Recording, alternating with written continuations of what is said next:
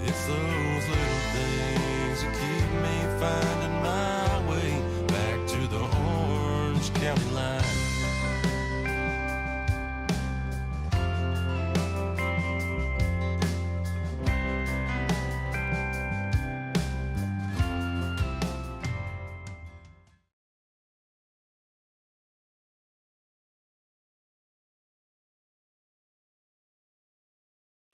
Hello and welcome to the Y with Dr. T.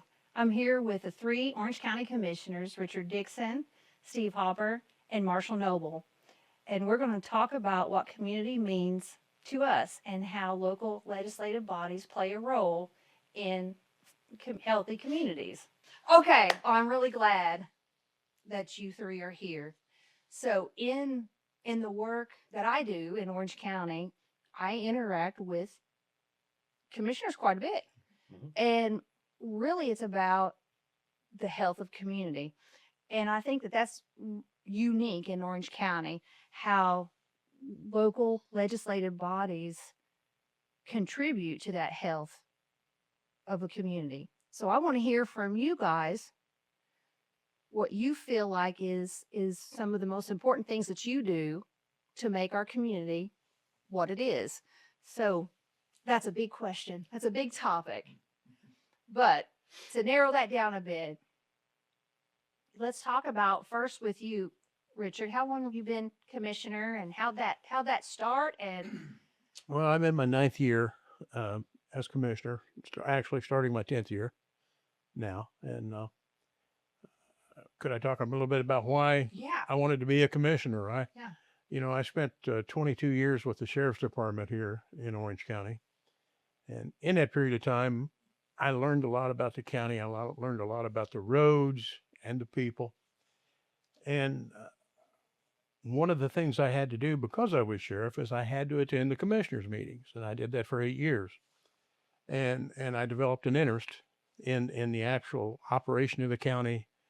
And I thought, well, that kind of interests me. I think once I finish up this sheriff's job and I retire from the sheriff's department, I think I'd like to run for commissioner, which I did. And fortunately, I was successful. And I have been fortunate in the fact that we've had more revenue came in since I've been in office. Not because of me, but we were able to have more revenue. We fixed our roads. We've done so many different things. I can tell you for a fact that we have the best roads in Orange County we've ever had. And the reason I know that is for 22 years, I drove them every road in this county. And so we've been able to do that. But I think maybe more importantly, a commissioner needs to recognize the assets that are available in this county. And I think, fortunately for me, Dr. Terrell, I've known you for a very long time. And you've helped me in so many instances, particularly in police work related and mental health issues and things like that. And so I was very aware of you and what you were capable of. And we've worked collectively. The three of us have worked together very well. And I think the reason for that is we all have the same goal, and that's to make life better in Orange County. But to do that, I think you have to know what's available to you. You have to know what resources are available to you. And we found out we are so fortunate to have the people in this county we have. We have so much expertise in this county. And one thing we did recognize as this revenue came in, we didn't know enough. We wanted to make the very best decision we could, but we understood early on that we have to talk to the people and trust the people around us. And that's why we formed the partnerships and things that we did.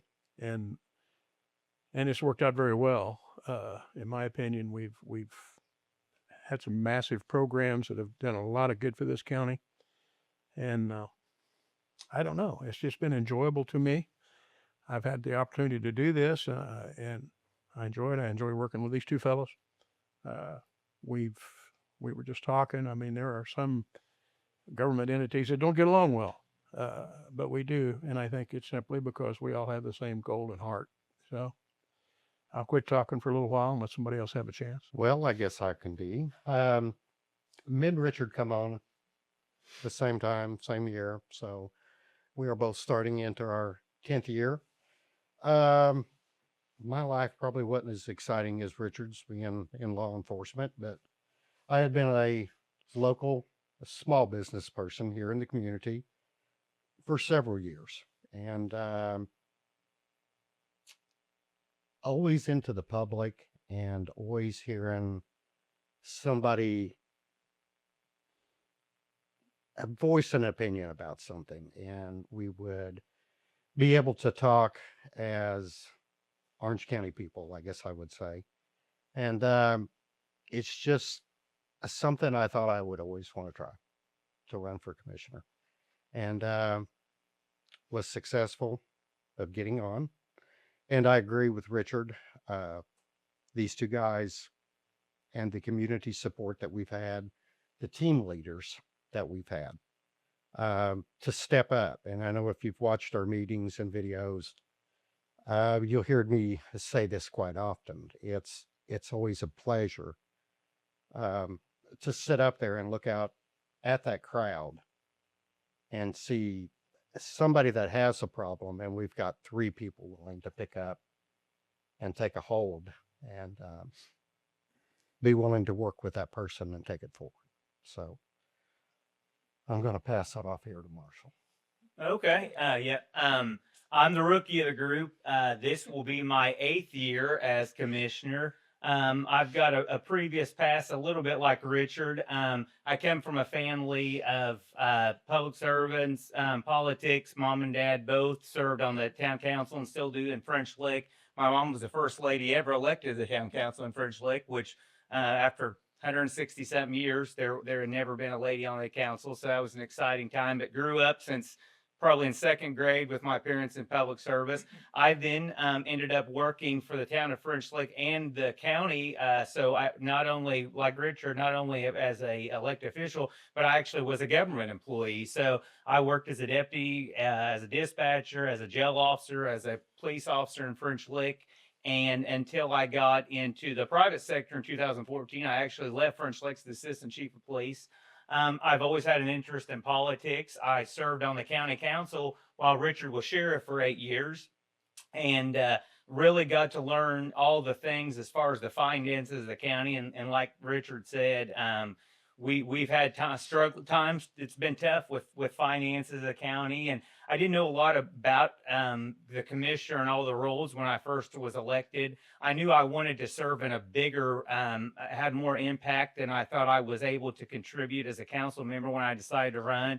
And I've learned so much from these 2 guys, and it's a blessing working with them. And I love being a commissioner because there's really nowhere really. I mean, you got legislators and, you've got mayors, but really in a county our size, we are the closest to the people as elected officials. And that's what I love as far as being a commissioner. I think so. And I think a lot of times people don't necessarily see how all these pieces get kind of put together and how a community functions. There's so many working parts, and your role is just one of those pieces, but it's a really important piece because you're the ones, and correct me if I'm wrong, right? But that kind of decide when those funds come into the county, which come in various ways. You're kind of the people who say, okay, here's what this fund is. This is where this money is, and this is where we think this needs to go. Here we kind of set those budgets. We have these types of expectations, and I think that not everybody understands how all those pieces are put together.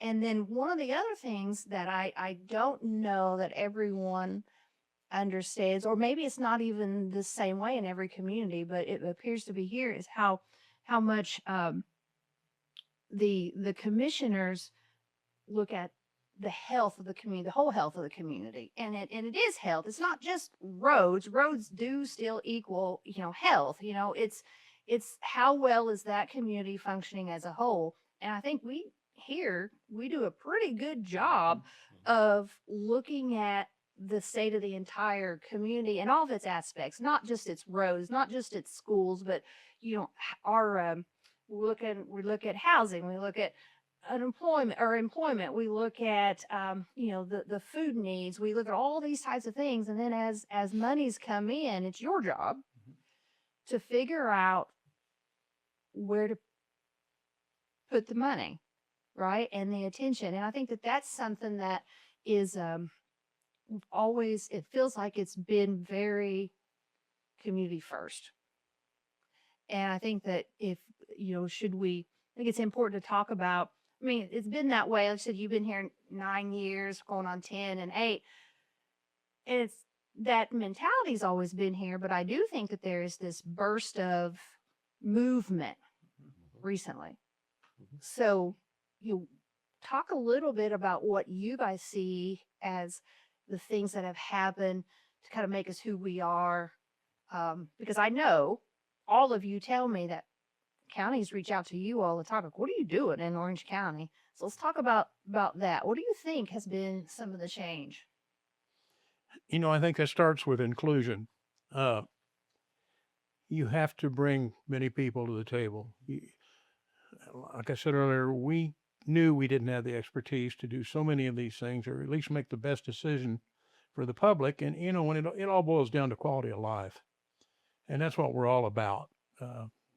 Everybody that's facilitated what we've done, everybody that has had a hand in it and gave us advice and steered us in directions, and obviously it had to make sense to us. It had to be logical for us, and we had to feel like we were getting the best bang for the buck as far as our community. and I personally believe we've gotten some very good advice over the years, and so I think inclusion maybe is one of the most important things you can do in a community. You've got to bring everybody in, let everybody have their say. You have to be totally transparent. That's a big thing for all of us. We want the public to know exactly every move we make and why we make it. And I don't know, I just feel so fortunate that we've had the help we've had to make the decisions we've made, because well, I think you can see the accomplishments. You can see a lot of the accomplishments that are coming to pass even as we speak now. And for instance, this new housing thing, Marshall spearheaded that. Folks in the community, you were one of those folks that helped make this happen. That talked to the folks and got people interested in. It's going to be a godsend for some people in this county. It really is. It's going to improve their quality of life for sure, and certainly their health. Because they're going to be able to live in a better manner than what they've been accustomed to. So, in my mind, that's probably the most important thing we've done is to include people in the public. And we'd like to see more people come to our meetings because that's where you can actually see it put together and why it's put together. We stream our meetings, obviously, but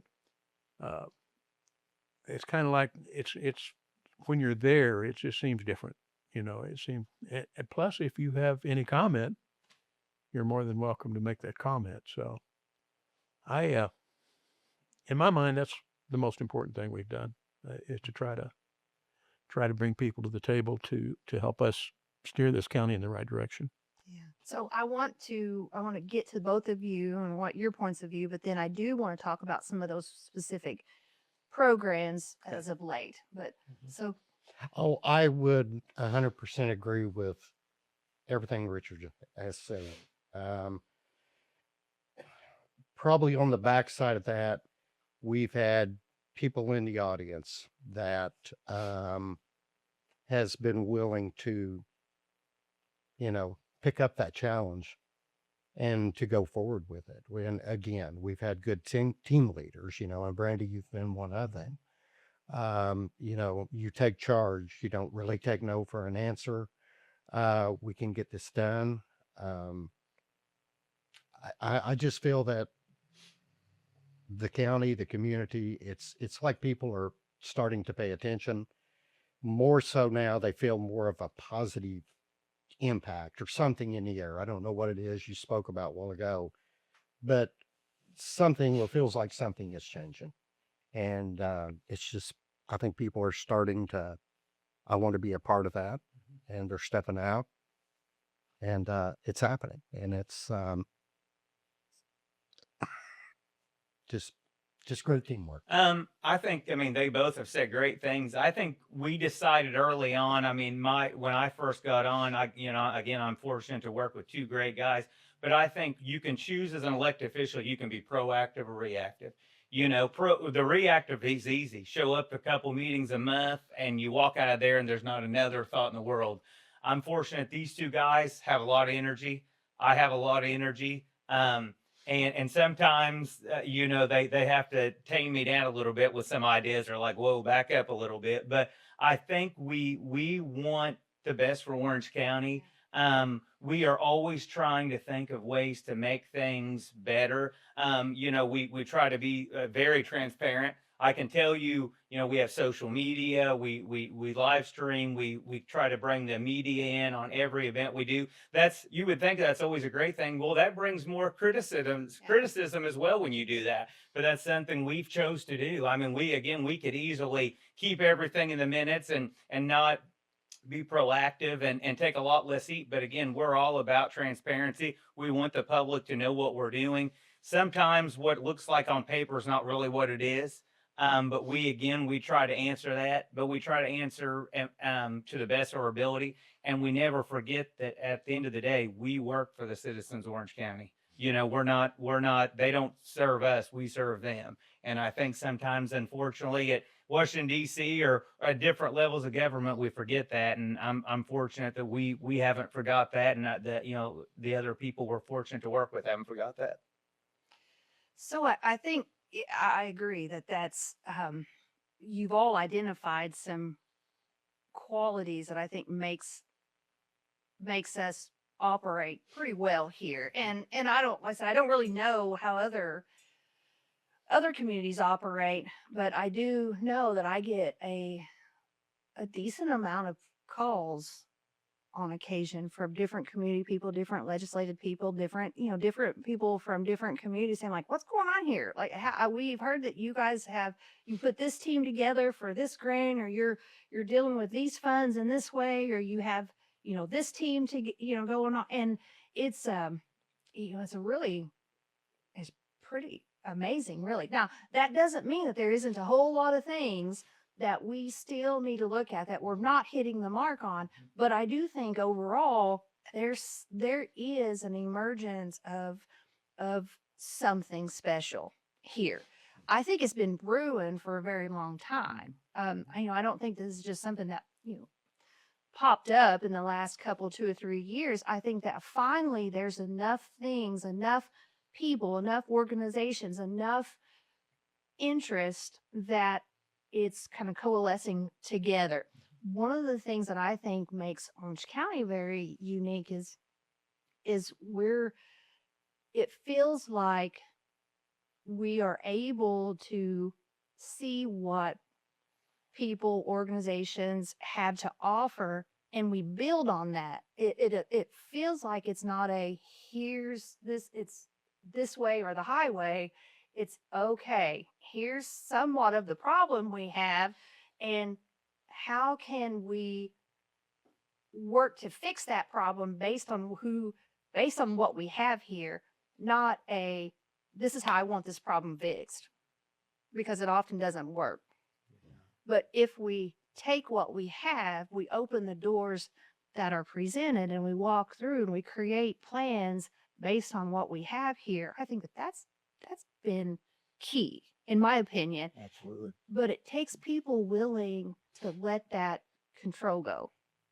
To be able to say, okay, yeah, at the end of the day, I make the decision, but I may not necessarily have the information or the knowledge, so I have to go seek that out. And I do think that that's what we do here quite a bit. Yeah, we've tried to do that with about every aspect. I mean, employee benefits. We have a committee, that talks about and tries to evaluate raises and key indicators of if we lose people, why we lose them, and what's things we could do to retain employees. So, I mean, And Richard said it is true. You know, if you're not the smartest guy or gal at the table, bring people smarter than you to the table. And I think we've been really successful about that. We've had good people come to the table. We have. I agree. I think we've got kind of a Big Ten approach, Yeah. and I think people know in our meetings now that we not only request, but we welcome different opinions. That's how we learn. Hmm. That's how we decide, is that the best decision? When you hear the pros and the cons, then I think it just gives you so much better background, a more well-rounded background to make these decisions. And I think you come with the best decision when that is the case, when you use that tent approach. Let everybody come into your tent and Well, and I think that speaks to your comment about transparency because there's no way that everyone's going to be happy all the time. There just isn't. We haven't Because- figured it out yet. Well, and there isn't because and it doesn't mean that everyone's way of seeing things is necessarily wrong. I mean, sometimes there is only one way forward. Oftentimes there's multiple ways forward, but the reality is you are not going to satisfy people 100% of the time. But if the rationale, if the thought, if the process is open, kind of out there, and people understand, you're able to communicate why a decision was made, then I think that when it doesn't fall on someone's liking, it's easier because you at least understand this decision with these funds was made because of, and that it feels like that's how a lot of these the decisions are being made. If you come to the meetings, if you reach out and call someone, if you talk about, that's kind of what you get. It's okay, here's the process, here's why this was like, yes, it doesn't help everybody, like especially with this grant we're getting ready to talk about.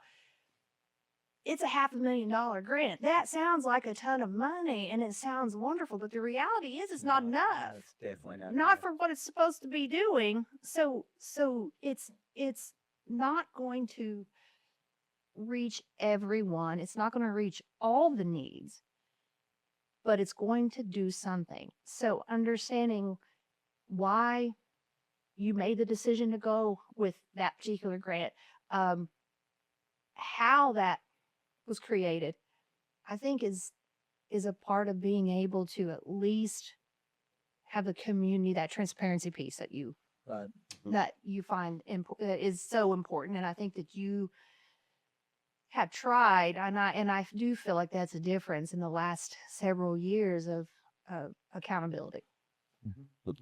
Where's these funds going? What are they being used for? Are they moving the needle? How can we improve it? I do think that that's something that it feels like is a priority. Well, in a day, I think that, you can get on social media and you can say anything, right? I mean, it doesn't even have to be true what you say. And then the news constantly is sharing a lot of negativity, or we see, I mean, not too far from us, there's been elected officials arrested for crimes and different things. So that's always in the back of people's mind of, so I think that's why we've really chose to try to be so transparent. And sometimes too, even when you're transparent, it doesn't make sense to people. It wouldn't make sense to us sometimes with some of the decisions we made if we weren't the ones making those decisions, so it's tough sometimes, but you just try to put it out there and try to get so people understand what's going on. that's true. And I like that the community approach, because it's when people leave that meeting and they go out in the public and they hear feedback from people that say, well, why didn't this happen? Then they've got the information. They're armed with the information. They can say, well, this is why it didn't happen. There's parameters that they couldn't violate, that they couldn't do it that way. So, and that gives you more transparency. People are out there talking from a position that they've got the information, and I think that helps us as well. I think that helps spread the word as to why the decisions we make are made. I really do. And that's important sometimes, Mhm. particularly if you're trying to build public opinion toward a particular item. So uh, I don't know. I think the community approach is by far the best approach, particularly our community. We're blessed in this community. We have so much expertise, so many people that work with their heads, they work with their hearts, and I don't know if it's this way everywhere, but I do know we're blessed. We've got an abundance here. So our job is to take advantage of that, to utilize these folks to help them meet their goals and help us meet our goals as well. And I think what I found mostly is about all our goals align. Everybody kind of wants the same thing, Mhm. you know. We just got to figure out the very best way to get there and take care of people in the best way we can. Well, I think that that is exactly what we talking about just a little bit ago, where and a lot of times the best way is kind of multiple ways. Mhm. I did want to talk about there have been in recent years an influx of some monies from various sources, and I think that a lot of people may not realize that these types of funds come through counties through to the commissioners, and then the commissioners get to decide kind of what they want to do about these funds. So I'm sure there has been a lot over the years, but the ones that I'm going to specifically talk about are the ones that I know more about, which probably the first was the opioid settlement funds that funneled through from state government or national and then into state and then down into the counties, which was the county commissioners were the recipients, and then also the towns. So anybody want to talk about those funds? Well, what they said I want to go back to, because do you remember when I called you and said, do not refuse these monies? And Jesse was, I think, talking with you at the same time and saying, do not refuse these monies, because you could opt in or opt out. Right. And you and I talked about, well, that's quite a bit of money. How are we going to be accountable for this? How are we going to do that? Because we don't want to get in a position where we're not able to be accountable. And I think that probably was your your guys' that kind of spot that bloomed out was probably somewhat starting with that, maybe. But who wants to talk about the opioid settlement monies? Well, again, and it's something the three of us talked about as well. But uh, my experience in law enforcement, and Marshall's had experience in law enforcement as well. And one of the common denominators in law enforcement is you go back and look at the old records, and you have great grandparents and grandparents and parents and now their children all coming to jail for crimes that were committed. And so I think we all thought that the most important thing to do was, and we did, we put a committee together with your help. We put a committee together and one of the main things we wanted to address was the cycle. Break those cycles. Get to the young folks, and I know there were some entities that just signed their money over to whomever, but we thought that's not the way to do that. Let's get a lot of people involved. Let's find out what the best way to utilize these funds is, and do it that way. We've tried to do everything by committee more than anything else. I mean, we have ideas and we know what we feel would be the best thing. But it's so helpful when you've got these people saying, "Hey, this is where you can get the best bang for your buck. This is where you can." And so what we do, we ended up with funding several different entities with some pretty strict reporting requirements. Thanks to you, Dr. Terrell. Mhm. Well, And it was a so team, but yeah, I think that's what we're talking about, right? Is those being able. Most people would not really associate opioid settlement funding with commissioners, Mhm. and And I remember sitting on some of those webinars when when this was first being talked about and how these things were going to be distributed. And one of the things I can remember was you work with your county commissioners so that you can, because they can really kind of do whatever with this under those schedules. And so it really was kind of a no-brainer of, okay, all right, we're gonna get X amount of dollars in our community. Now, granted, goes on population, so we did not get what another county maybe would. So it's not a ton of money, but it is something to do something with. And as long as you stay in those parameters, we really can break cycles. We can put things in place that helps the things we have going on in that treatment or intervention realm, and then that prevention realm. And I think one of the things when we started to talk about what are we going to do is the transparency piece again was, okay, I agree. Yeah. we, whoever's going to have this money, we have to say, this is what you need to do. Well, treatment and intervention are both very important. We all know that. But education or prevention and education may be even more important if you can stop it on the front end. If you can stop it there, because that reduces social costs all the way across the board. You still got the issue with the people that have to be treated, and the intervention that has to be done. But in mind, that's the beginning. The education part of it and the prevention part of it. If we keep them out of that, everybody's job gets easier. And I don't know. That's just makes the most sense, I think, to us. And fortunately, I think if I'm not mistaken, we had 10 different entities involved in the first funding round, I believe. 2023, I think. I think something like that. I think that there were 10 that applied, 9 met the criteria. Is that what it was? Okay. And then, So, but we hit the whole spectrum. yeah. The whole spectrum of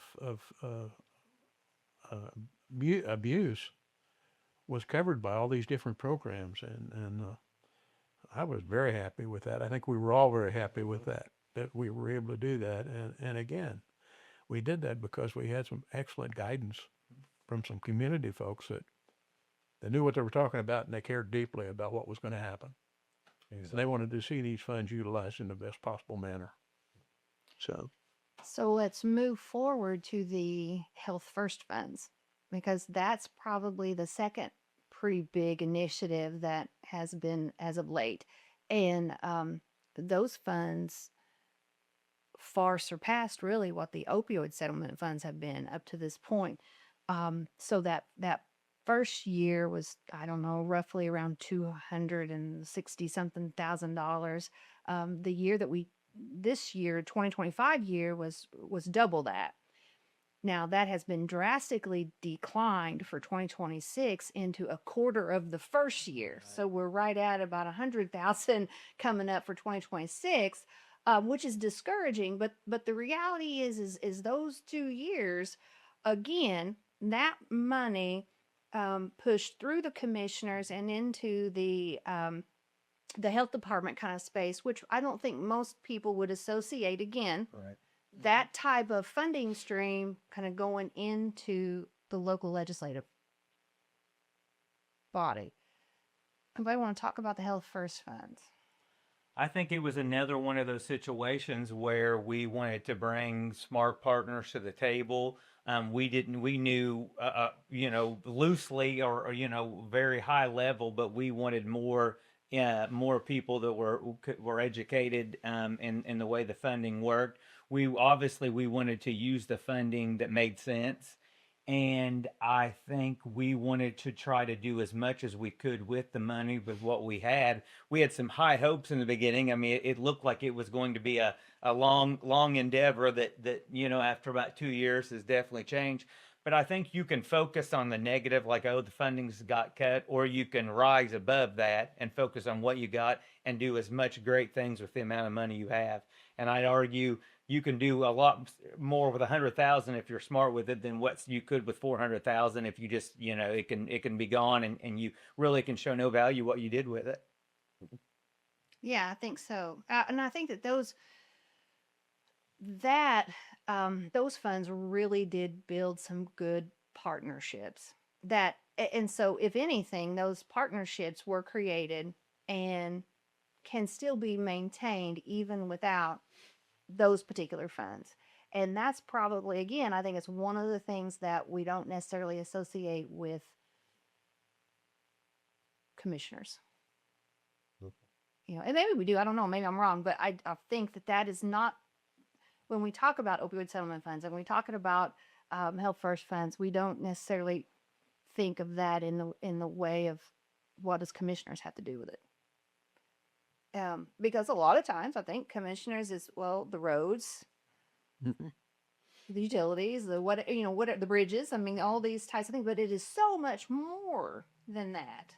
Oh, our meetings today are 99% different than what they were when I started as a commissioner. We were reactive. Again, we work with elected officials, the roads, checks and balances. It's a total different meeting today, and we've built so many partnerships with people I didn't even know not too many years ago that I would consider cheerleaders of Orange County and friends today. It's just amazing the difference. I don't know that we're definitely not done, but I don't think we've kind of scratched the surface of potential either. Yeah, I don't think so. I think that our community has so much more to offer.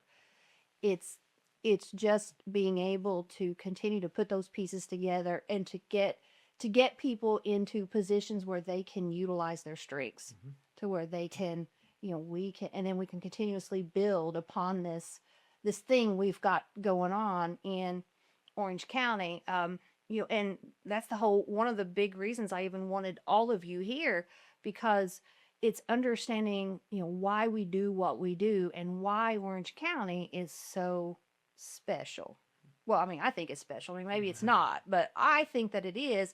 And I think that there are so many really good stories that need to be told, because it's so easy to get bogged down into the negative stories, or the negative, just by neuroscience, is kind of what we remember the most because it's negative, right? So I think that it takes a lot more effort, and it's our responsibility to talk about the things that are not negative, talk about the things that bring us together.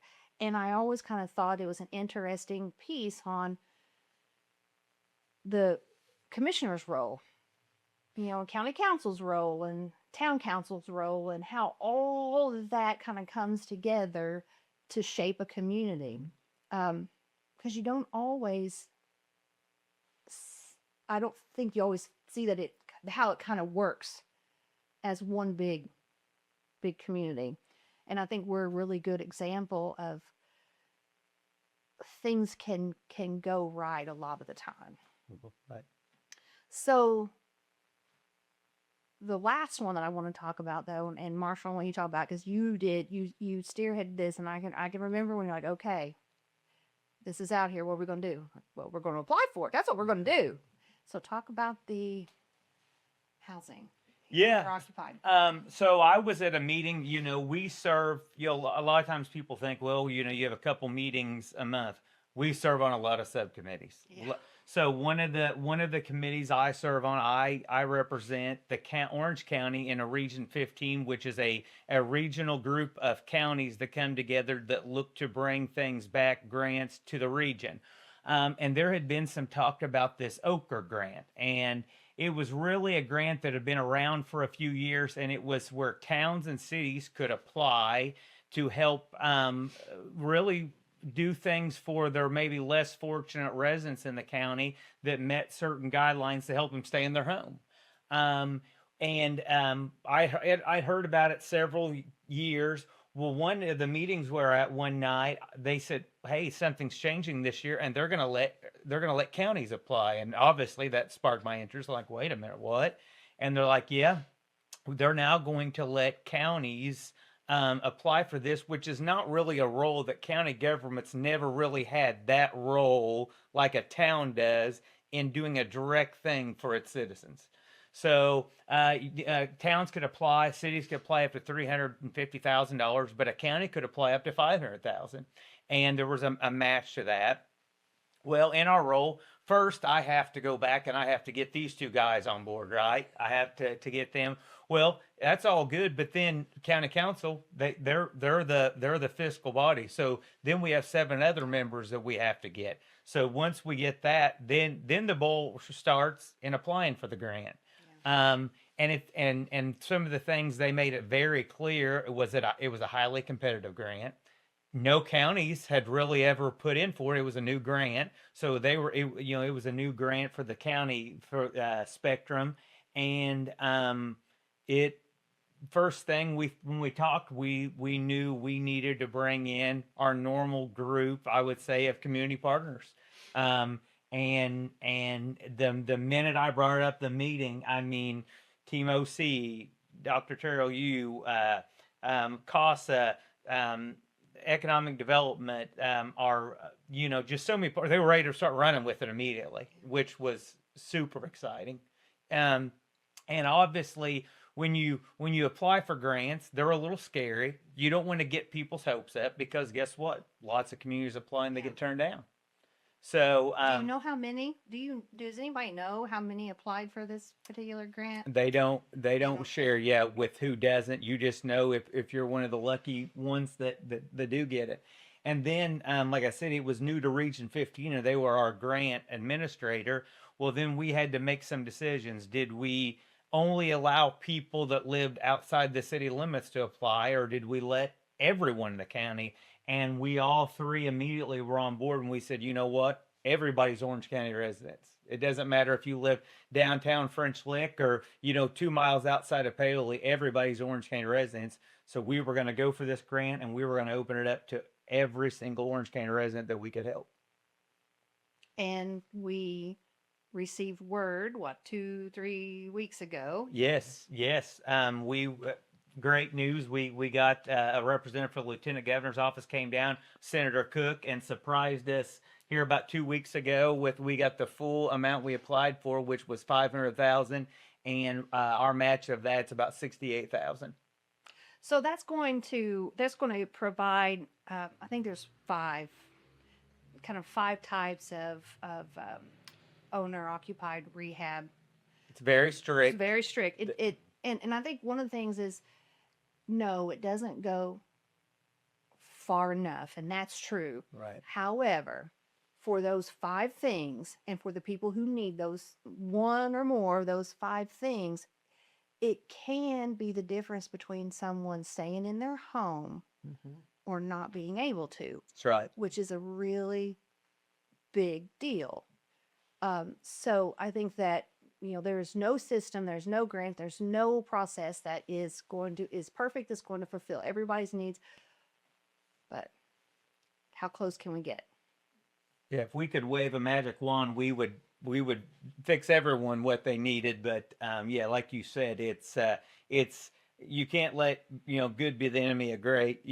So it's going to do a lot of good things. And it's funny, you have 5 things you can do, and then there's 20 things, and you'll know it doesn't cover that. No, it doesn't. But it covers, again, some of the most important things: roof, your HVAC, accessibility to your home. That's a big deal. Yeah. If you can't get in your home, you can't live in your home. Right. Right. So it's going to reinvest back into our residents, and as many as we want it to, no, but it's going to do a lot better. We're going to be a lot better shape than we were without it.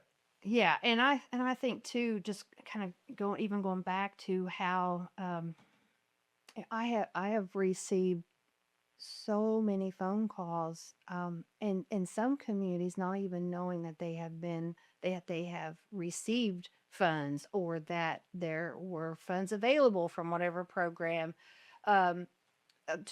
We know, but we don't have any idea how to bring people to the table. Like, nobody will talk to each other.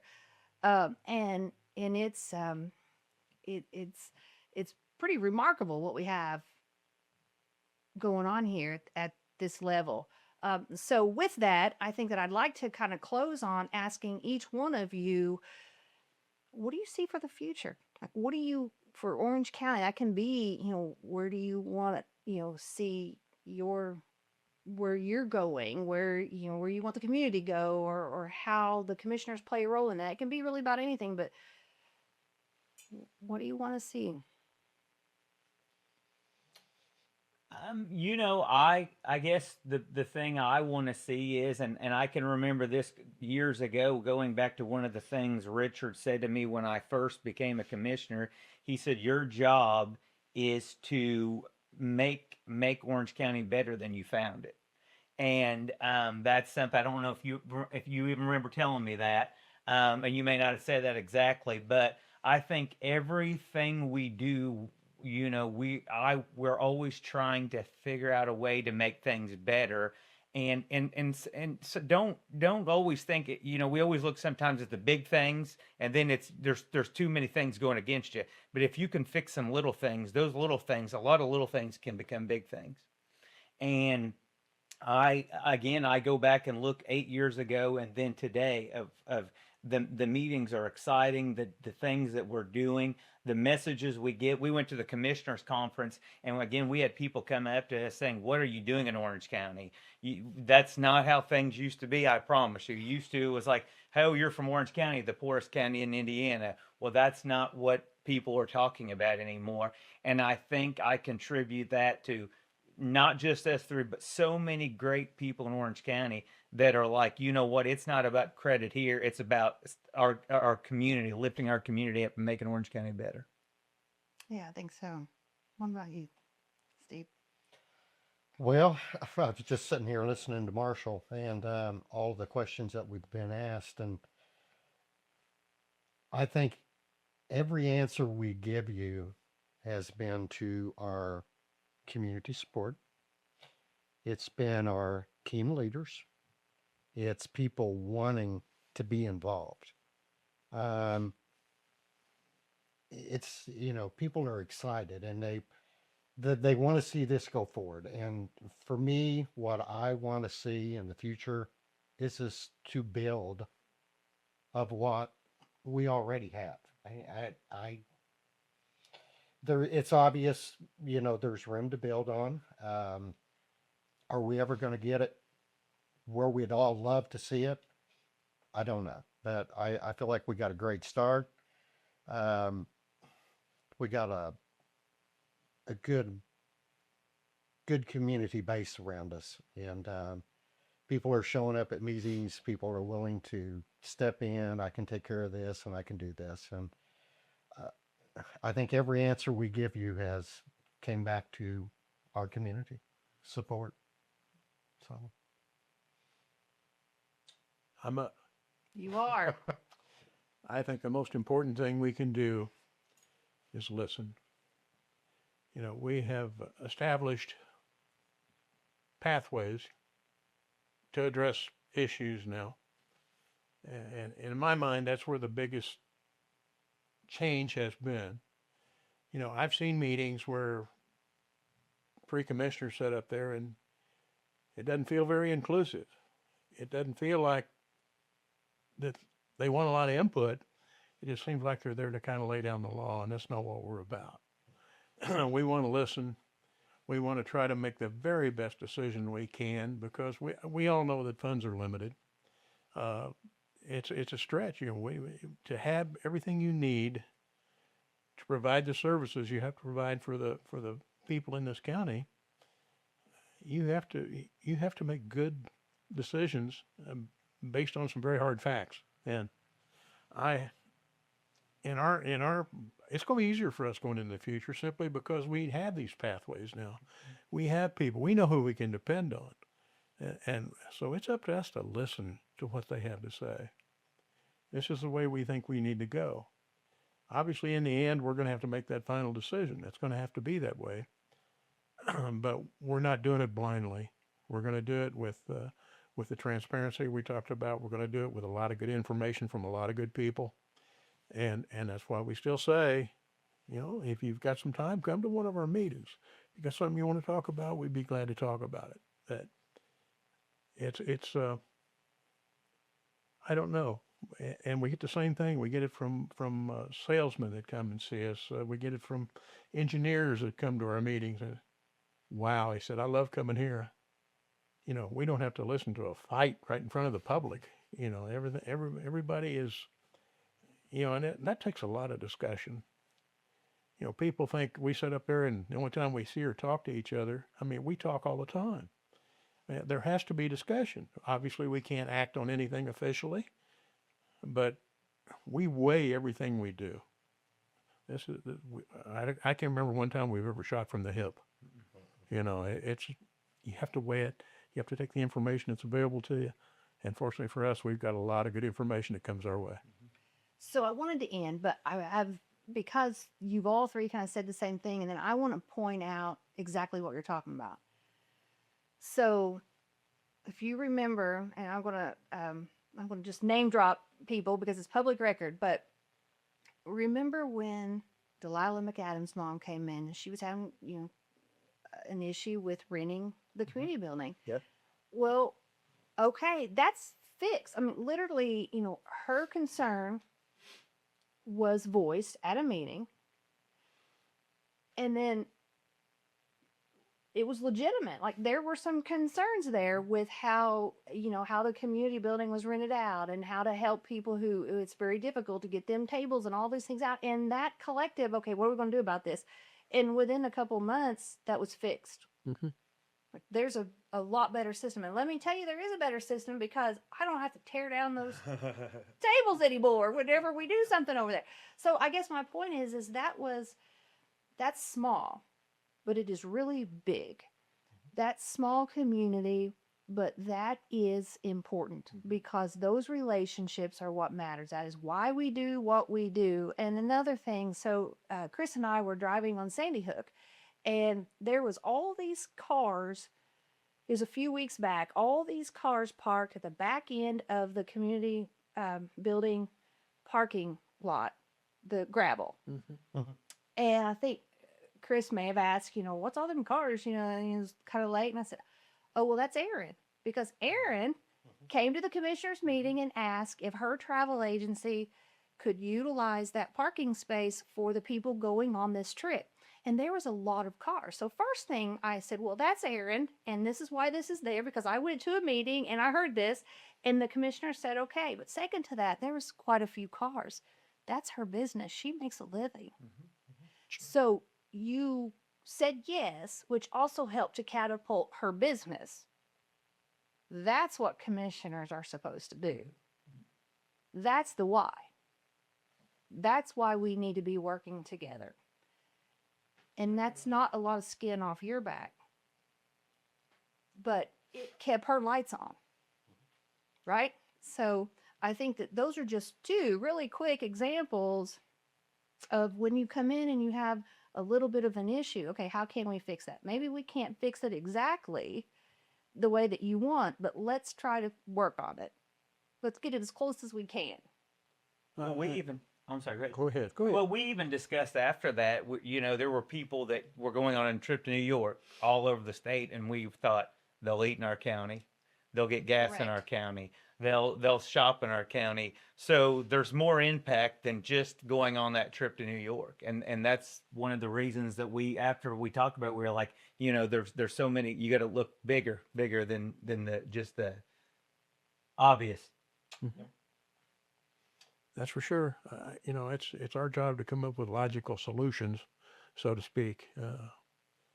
And commerce is an important part of that as well. You know, that's good for everybody in the county. Anything we can bring here, like Marshall just stated. But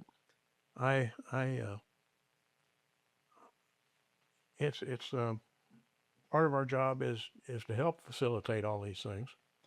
And if we listen well to people, I think there'll be opportunities to do a lot more in the future. I really do.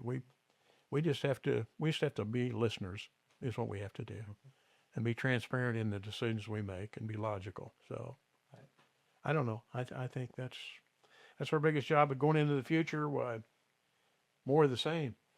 You know, hopefully there'll be more revenue come down the pike as well. That's, as you know, it's The hardest thing to do is to find the money we need to do what we'd like to do. And I have, it's kind of a weird thing when I talk with people, communities, talk with universities, talk, it's so many communities have people power problem, not financial problem, but we have the people power here. It's pretty amazing. It's remarkable. We have the financial problem. But I think that it is, we are so fortunate that it's if we're going to have a problem, that's probably okay, because man, when you have people, you can get a lot done even when you have limited resources. That's right. If you have resources but you don't have the people, it doesn't, you're just kind of stuck, right? Yep. So Well, I think the resources have a way of being frittered away if you don't have the people and that brain power behind it. I think you need that help. You need that help to make the very best decisions. And fortunately for us, we've got that help. Good people. I think so. I think that that's really good to end on. I think we've circled back to, why